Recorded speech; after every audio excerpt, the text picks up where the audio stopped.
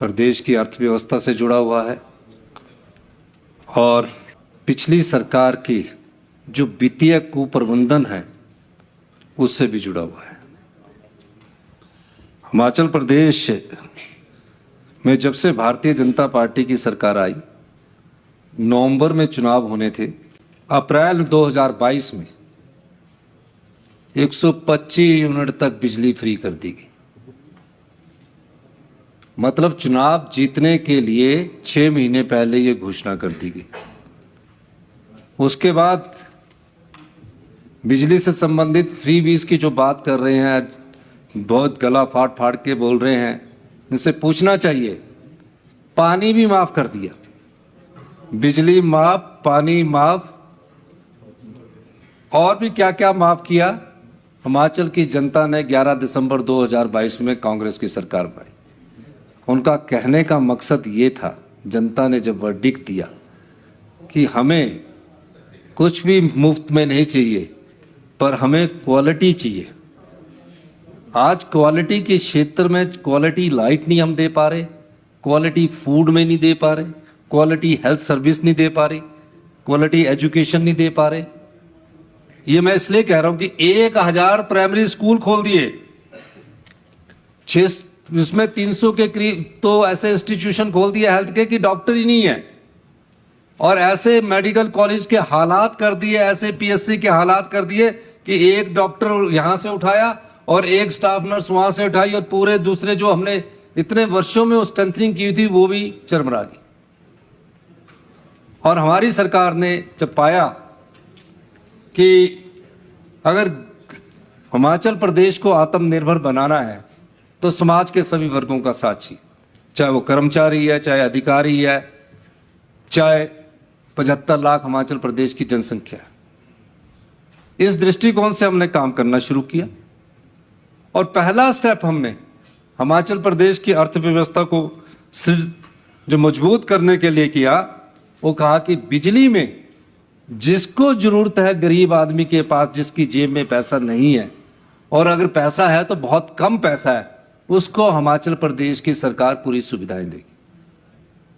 अब जब सब्सिडीज को हमने आंकलन किया तो 14 प्रकार की सब्सिडी दी जाती है।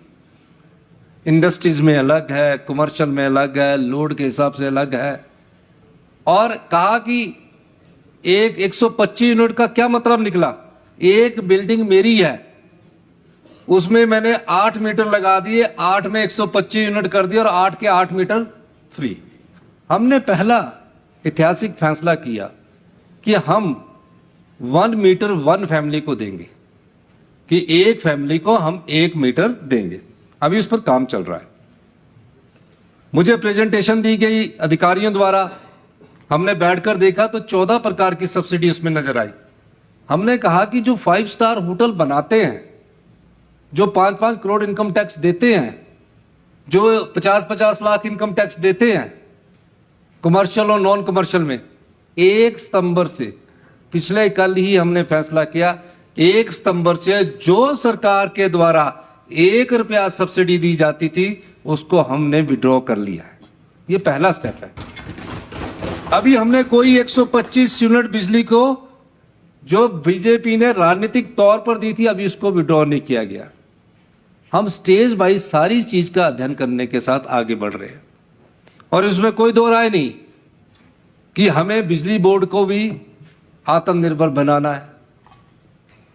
बोर्ड कारपोरेशन के अपने फैसले होते हैं। अगर हम सही ढंग से आगे चलेंगे तो 2027 में हिमाचल प्रदेश आत्मनिर्भर बन सकता है। मैं कई बार कह चुका हूं। और उसमें जो हम सब्सिडियां दे रहे हैं, इस साल हमें जो सब्सिडी देनी है बिजली बोर्ड को, अगर हमने सुधार नहीं किया तो 2200 करोड़ रुपया हमें उनको सब्सिडी देनी है। 2200 करोड़ रुपया कम नहीं होता।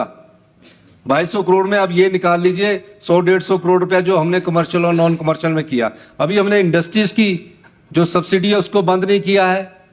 अभी हमने 300 से ऊपर यूनिट की जो बिजली है उसको बंद नहीं किया है।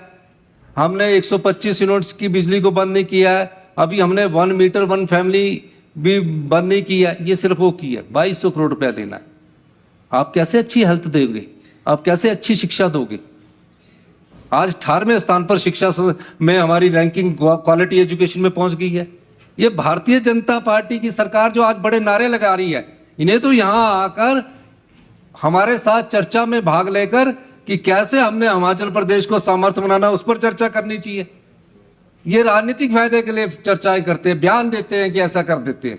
अपने आप तो अपने 5 साल इस प्रदेश की वित्तीय कुप्रबंधन का बेड़ा कर करके रखा है। ये चर्चा लाएं, हमने 130 पर चर्चा दी, हम चाहते हैं उसमें चर्चा हो।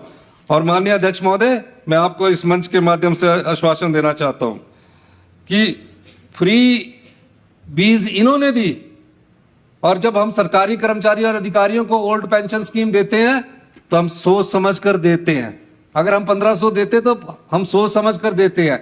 इन्होंने तो सब कुछ फ्री कर दिया, इन्होंने सब फ्री बीज की, उल्टा चोर कोतवाल को डांटने वाली बात आ गई। लेकिन बिजली बोर्ड के साथ हम सरकार को भी आत्मनिर्भर करना चाहते हैं। हम आपको यह आश्वासन देना चाहते हैं, माननीय सदस्य को भी आश्वासन देना चाहते हैं, हमारी अर्थव्यवस्था में सुधार हो रहा है।